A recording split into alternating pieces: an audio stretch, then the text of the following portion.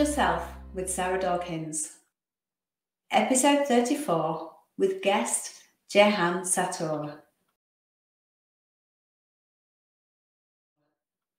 Jehan is a cognitive behavioural therapist, hypnotherapist, nutrition coach, mindfulness teacher, and specialist in the area of subconscious self-sabotage. Jehan helps people to understand and become mindful, allowing the negative automatic thoughts about events in the external and the associated programs to reveal themselves fully so that they can learn to establish deep inner peace and operate from purpose and passion. Much of Jehan's work focuses on removing the disempowering thoughts and beliefs from the subconscious mind, which causes us to create less than favourable emotional consequences and circumstances. Jehan also teaches when to meditate, how to meditate, and why you have certain thoughts and feelings during meditation, and how to handle them effectively. So Jehan, thank you and welcome to Heal Yourself show. Thanks for having me on. It's good to see you. It's my pleasure. It's great to see you again. Yeah. Would you like to share your own healing with the listeners? Yeah, so 12 years ago, I was a wreck. When I say a wreck, I mean, it was bad. It was really bad. I could hardly function. And I was a professional musician, guitar player, and I was getting a lot of success and things like that. And I'm talking about like international acclaim and things like that. But I was in such a dark place that I could not appreciate the success that I was having. I felt like no matter what I was doing, something wasn't right. And I took to drugs and alcohol to try to numb the problems that I was having. So specifically anxiety, the kind of anxiety that keeps you awake at night because you're afraid to go to sleep. The kind of anxiety that hits you as soon as you wake up in the morning because you don't know what your day is going to be like. You feel as though you're inside of a cage and somebody's just rattling it all the time. And then what would happen is that in between the anxiety, I would start to feel shame. So I would start to point the finger inward and be like, everything's your fault. Nobody likes you. This is why this thing's happening, that thing's happening. And I just wanted to turn it all off. So pretty much all I did any chance I could get was I would drink. And it eventually got to a point where I tried to commit suicide 3 different occasions.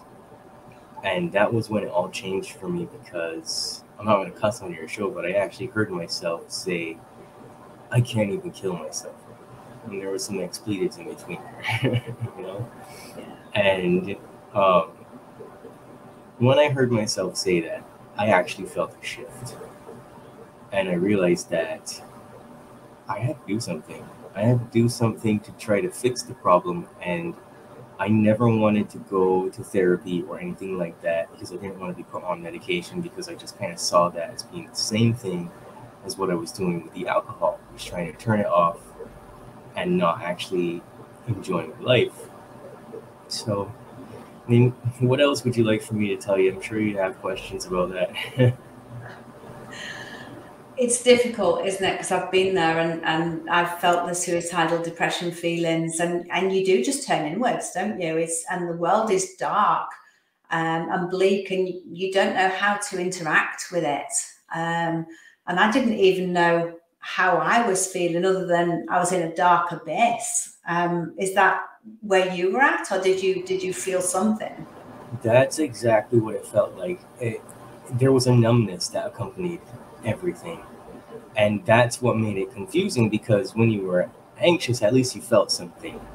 When it transitioned over to the depression, it was hard to feel anything.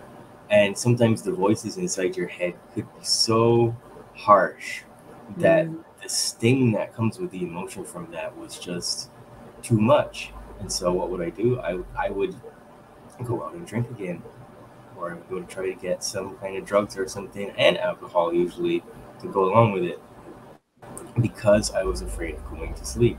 I was afraid to be alone with my thoughts.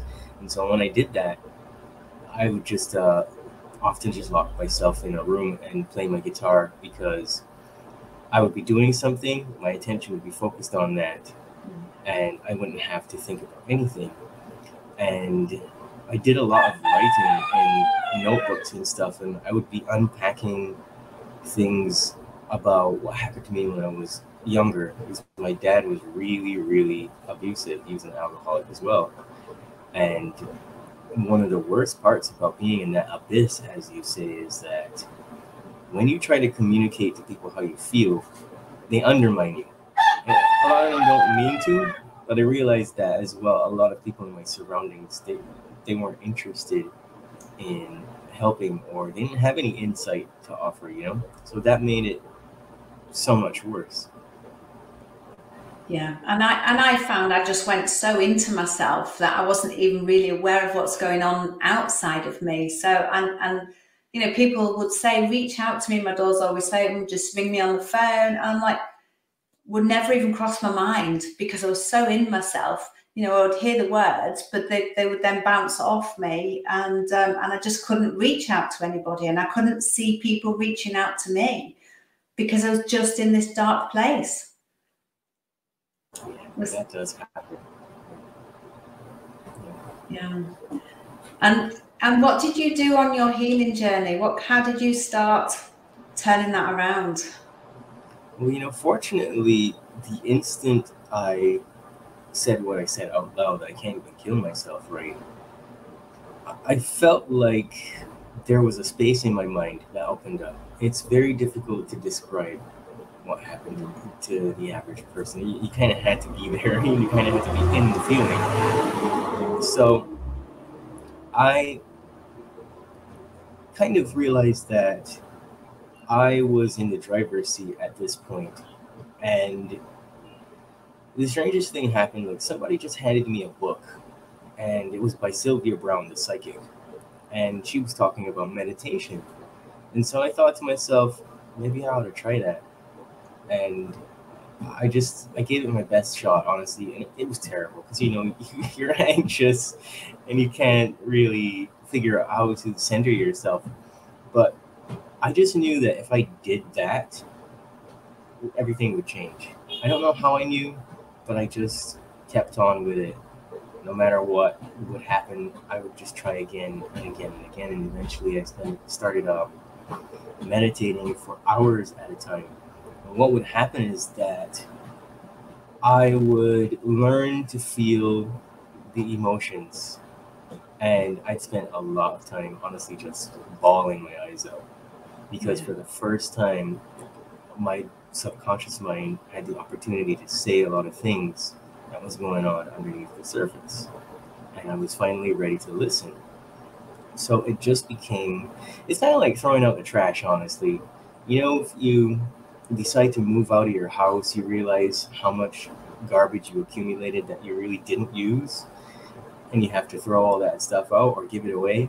That was essentially what it was like on an emotional level, you know? Yeah. Yeah, and did you find when you started to meditate, when I tried it, first of all, I found that there's this voice on my shoulder going, you're not worthy, you can't do this, nobody wants you, and that negative self-talk. So for me, my experience of that was like, I couldn't just sit still and be with that, because, well, quite frankly, I didn't want to listen to it, and B, I knew it wasn't helping me. So I went into guided meditations to get me over that hurdle of not wanting to listen to that. And it was after I got the hang of doing some form of meditation, I was then able to go on and do some silent meditations, because I was able to stop that voice from coming. Because although it's in our own voice, the words aren't ours, are they? I didn't even have access to guided meditations at that time. Okay. So that was the thing, that because I only got like a smartphone in 2018. I resisted technology for a long time, and I had no idea there was a whole world out there that you could access those things. So I kind of did it the hard way. But what I came to realize is that there was this voice talking on my shoulder, and I was able to listen in such a way that I could trace it back to its origin. And a lot of that was my parents, my father especially. And I remembered one memory specifically where the "I'm not good enough" came from. When I was a little kid, I would sit at the phone on the evening time and wait for him to call because he would still be at work. And he had his own office. He would stay late at the office and he would drink. When he got nice and drunk, he would call, usually around 5:30, and I would answer. And you're a kid, so you just want to love your parents, even though they're doing what they're doing. So I would sit there and listen to him go on and on and on. And I was a fairly bright kid academically, and he would say things to me like, "You think that you're smarter than me? You'll never do whatever. You'll never achieve this thing or that thing. You think because you're valedictorian that you're better than me. You think that, because," and this continued on into my teenage years as well, where any chance he would get, he would say things like that. "Oh, you think you're studying business management? You'll never be a better business person than me.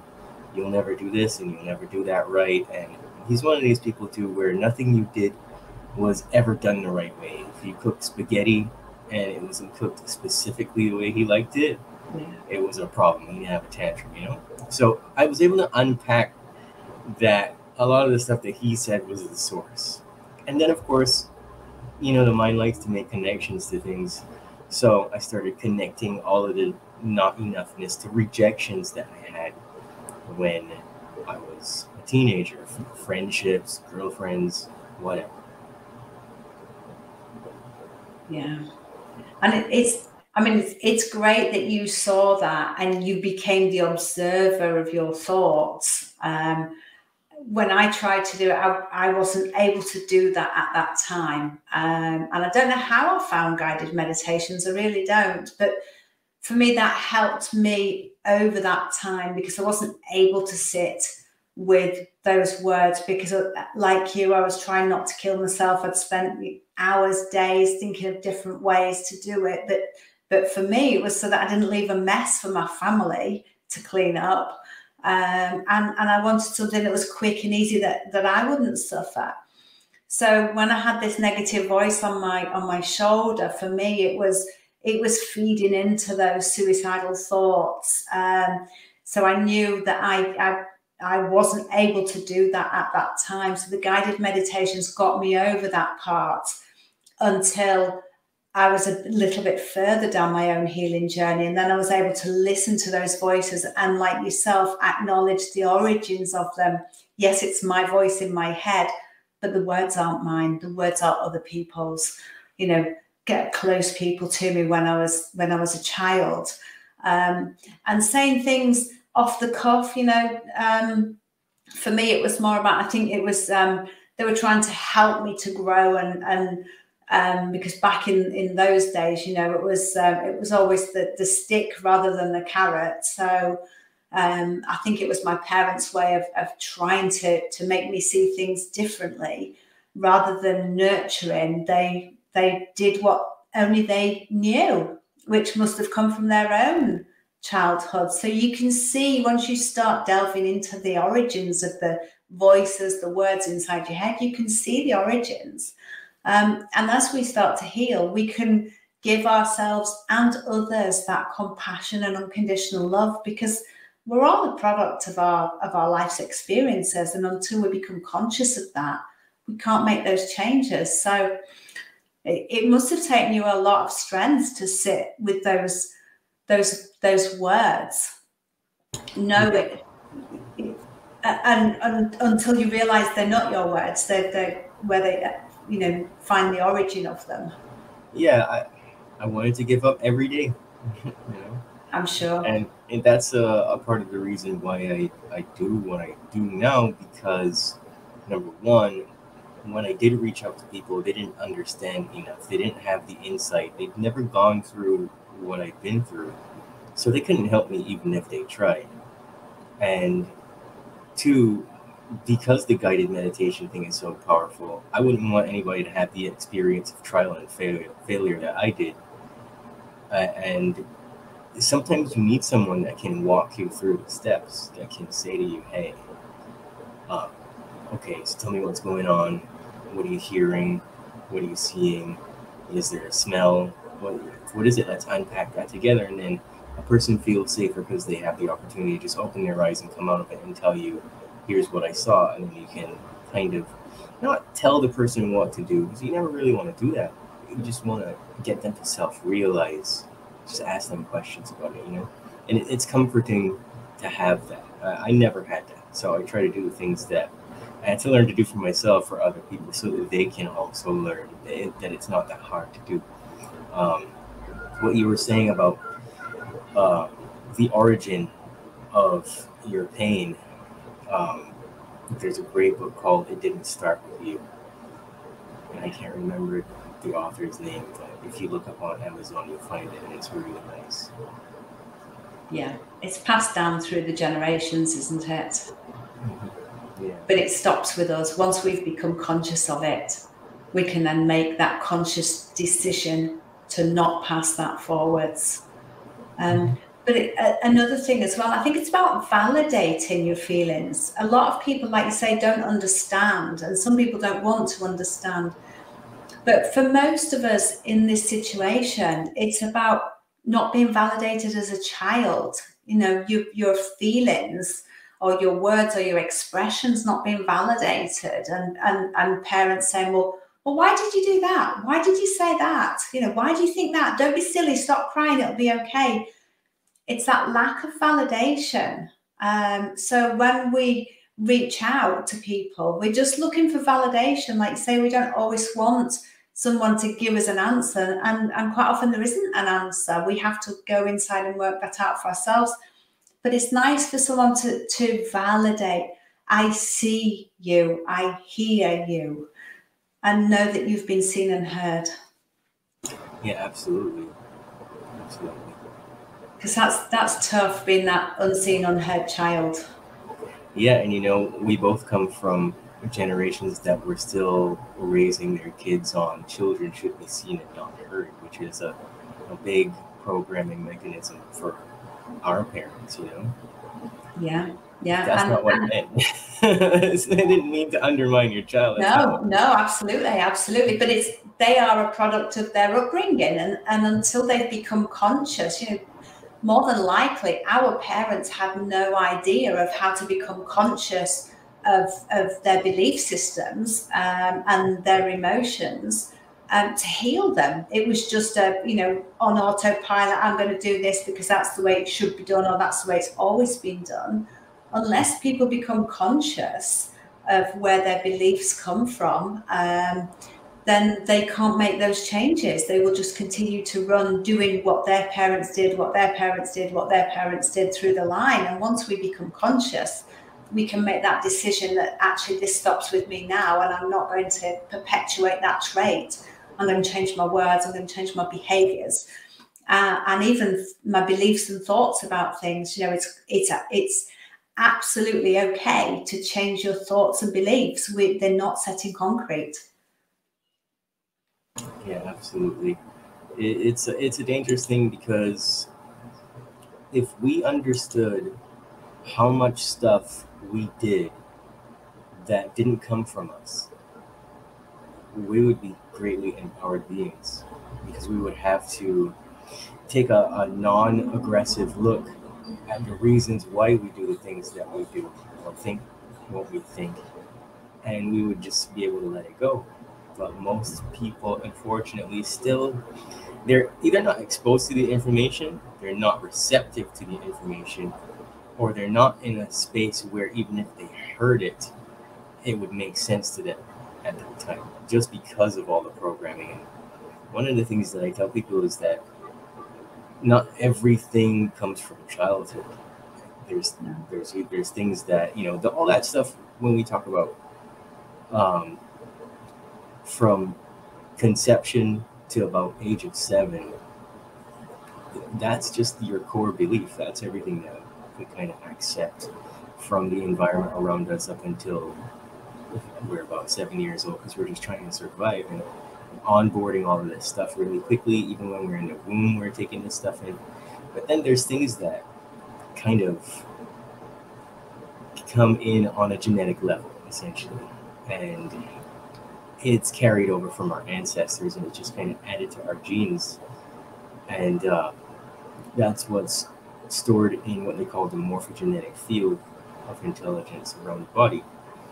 And it just kind of kicks in without knowing it. So you could be doing something that your ancestor did, and it's totally inappropriate for this lifetime. And I guess the common example is like running from a lion or something, or a tiger, but you're really in Times Square and you're trying to catch a bus or something, and trying to hail a cab. But there's also like the historical level, which is things from past levels and things that were downloaded into the collective consciousness. And what's interesting about that is that I realized too, after some time, this is after years of meditating, maybe in about 3 years of meditating every single day, I started to realize that there were things that I thought or that I felt about the world or about myself that weren't coming from just me. It wasn't coming from childhood, you know? So the more you do it, the more layers you peel back. And eventually you get to what is called like the soul level, where whatever's in your heart, and you start to realize that everything that is in your heart is really what you end up creating, you know? And it's hard to accept because you see things in your life that are chaotic, that aren't going well.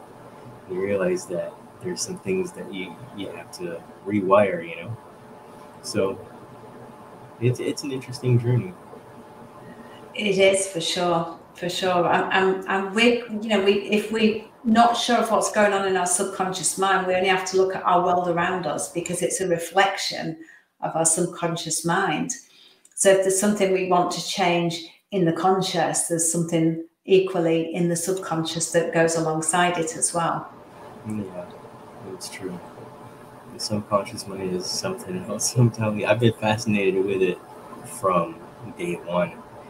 And how that got started is because of trying to get rid of the anxiety and things like that, because I read a lot of textbooks like CBT for anxiety. And what I found was that inside of these books, they had a lot of questioning frameworks that when I applied them to myself, it didn't work for me. Right. It didn't bring up the information that I needed to look at. And so I kind of had to develop my own way of questioning myself. And I would love to say that there's a magical blueprint or a series of tools that would work specifically for each person. But I think that when it comes to self-talk, you owe it to yourself to honor your inner voice and find out how you want to be spoken to and how you like to talk to yourself. Because if you take like in NLP and things like that, where they have the chunking up, chunking down techniques, where you learn to ask yourself certain questions and then break it down into specifics, that doesn't always work for everyone. Sometimes if you just learn a person's language and feed it back to them, they realize, hey, that's how I'm talking to myself. Yeah, because I think a lot of people aren't aware of the language that they use. They're not conscious of it. And when you give it back to them and say, this is what you said, you know, is this what you mean? Or the intonations in it, they can be quite surprised. And I've seen it with a few people, you know, that they will act differently in different circumstances, or they will say things that don't really resonate with what's going on. But when you give it back to them, that it takes them back, because they're running on autopilot. And then it gives them a chance to reevaluate what they've said it, where it's come from, why they've said it, and maybe change their story. Because as Tony Robbins says, isn't it? It's change your life by changing your story. And we can all change our story. With, you know, many people have got a very negative story throughout their life, but it's about accepting that things have happened outside of our control, but how do we want it to be now today, and how do we want it to look in the future? And only ourselves can change that. Absolutely. I mean, I love that you're calling it autopilot, because that's essentially what it is. The subconscious is autopilot, but mindfulness is the exact opposite to autopilot. And so that's why it's such a critical thing. And I'm really glad that it's getting more attention in society now, because if that was a commonly talked about thing when I was going through it, I would have gotten to where it was a lot faster. Yes. You know? Yeah.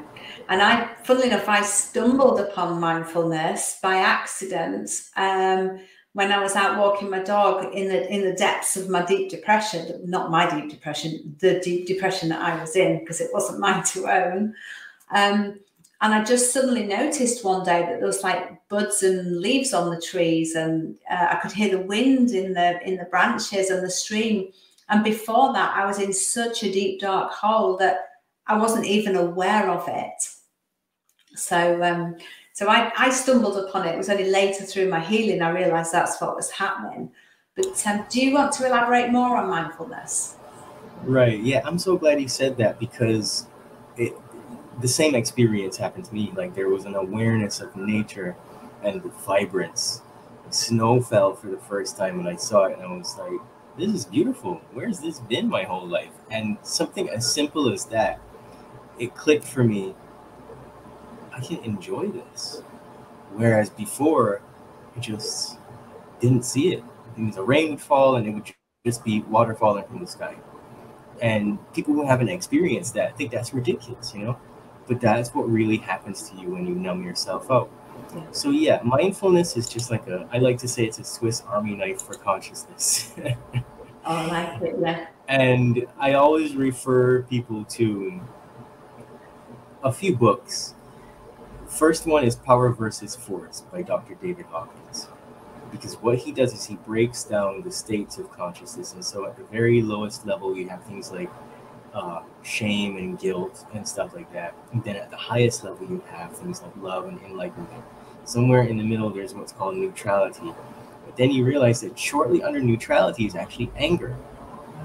And so I like to think of mindfulness as being aware of what your state of consciousness is at any given time, and try to figure out for yourself, why is that? Why am I feeling shame? Why am I feeling guilt?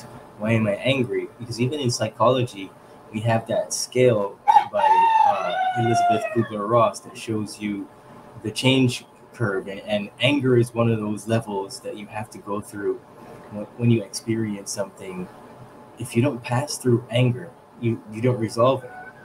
So it's almost like, how do I go from the bottom level, pass through that layer of anger, which is an outcome-based emotion, and you figure out what is the outcome that I wasn't getting, what need wasn't being met, and then you can move past that into the higher states of consciousness, into love for yourself and all the things. And it's a constant process, but it's about having a willingness to go there all the time. Like Anthony DeMello said once, wisdom grows in proportion to one's awareness of one's ignorance, right? So ignorance doesn't mean that you're stupid. Look at the word, ignorance. What am I ignoring? And so mindfulness allows us to kind of be aware of the things that we either don't want to hear or we're ignoring because we're just accustomed living mindlessly on autopilot. And it's so easy in today's modern world, isn't it, to be mindless, not mindful, because there's so many distractions. We're distracted from going inwards and understanding ourselves by the chaos and the noise on the external. Right. And I mean, I've been a progenitor of just turning off the TV and turning off the radio and all this stuff for a long time, because that was a necessary step for me. Because guarding your consciousness from outside forces is a necessary step. When you realize simple things like the music you listen to dictates your state of consciousness because you emotionally identify with the lyrical content, because you identify with the harmony of the music if it's instrumental music, and you can compare the mood of the music you listen to the mood that you're in when you listen to it, and you realize this actually isn't good for me. For a lot of people, that's the first time they feel something. So that was hard for me to swallow as a musician, because whether I ate or not depended on that. So when you realize that the things that you watch on television have a big effect on you, and it goes way deeper than just it being a comedy or a horror movie or a drama or whatever. It's the emotional center of your brain can't tell the difference between reality and what's on the screen. And the majority of the time, what you put in there, that limbic system is learning the behaviors on the TV, and you begin to act that out in your life. So you have to guard your consciousness. And when you learn to do that, then if you do want to watch Netflix and you do want to go to a heavy metal concert or whatever, you can then have a better level of awareness and still try to enjoy it as a human being in this experience, right? Yeah. So I try to tell people, you have to be willing to go there. You have to be willing to give up all of these things in order to learn what peace feels like. It's layers, you know? Yeah. And talking of giving up, we gave up our TV about 8 years ago.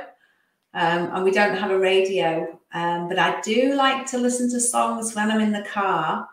And I tend to listen to the same very similar songs. As I've got about 300 and something, but I tend to listen to the similar songs. And actually, there's one song in particular where I change the words, because he sings about a negative and I make it positive.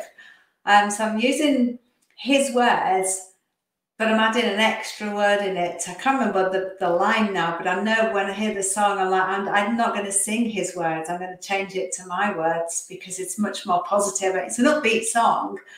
But I like that when I'm driving, just really upbeat songs. But that's the only time I ever listen to music. Yeah, I'm an extremist, you know, so, somebody laid an egg. I'm an extremist. Score. You know, I just don't listen to anything anymore. But when I'm out, I can't avoid it. So yeah. I hear music or whatever, and I do exactly what you do. I change the lyrics in my head, because that's another aspect of mindfulness that is often missed. You can accept or reject anything that you hear. And the auditory cortex is one of the most sensitive faculties. And so what you hear, you tend to believe just as fast as anything that you see. And so people don't realize that you can, I don't want to use this terminology, deny a reality, but you can just kind of like tweak things, customize it. It's your consciousness. Yeah. We have the power of choice. Absolutely. It's a superpower. And that's why everything is geared towards disabling that superpower. Yes. Yeah. And it's up to us what we choose. You know, we can choose the music we listen to. We can choose to change the words. We can choose to watch the TV, not watch the TV, or get rid of the TV. And then with emotions, you know, it's about, we can choose our emotions on top of that as well. And I hear people saying, well, just change a negative straight into a positive. And I'm more about, with an emotion, if it's there, you need to feel it, acknowledge it, and then maybe turn it to a positive. But you can't just flip it. You have to feel it and acknowledge it. Yeah, the positive reframe thing does not work. That's actually repression. You have to feel it first and then reestablish that meaning, like you said. Yeah. Just acknowledge, I see you sadness, I see you anger. Thank you for showing me whatever it is I need to know. And now I'm going to get on with my day. Yeah, exactly. Mindfulness is really great for that, and there's so many different aspects to it that are just not really spoken about, because we could talk all day about what mindfulness is, but it wouldn't do it as much justice as really unpacking what mindfulness is not, you know.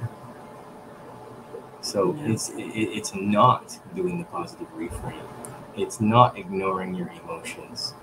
it's not radical acceptance without understanding. If anything, it's really more about learning how to accept things and how to change things around in your brain so that it doesn't necessarily make things that seem hard, incorrect, harsh, dangerous,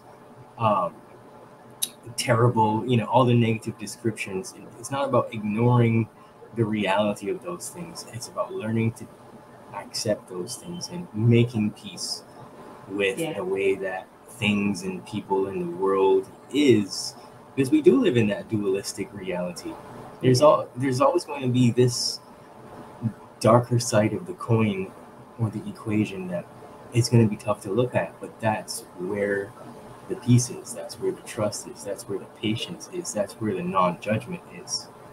And I guess that's a truism that's difficult for people to grasp because maybe they don't want to. It's difficult to see it from their perspective. Yeah. And they don't want to go there. No, but you have to. Your whole livelihood and your children's livelihood, future generations depend on you going there. Yeah. And if people could, absolutely, and if people could take themselves out of the way and stop focusing on just me and myself and my needs and realize that I have to heal. I owe it to the entire world to heal what I'm going through. That perspective would put you in a better place to want to do it every single day. I know that the things that I've done have probably healed other people just by having the experience. Yeah. And there's the ripple effect as well. As we heal ourselves, we help others to heal themselves. Absolutely.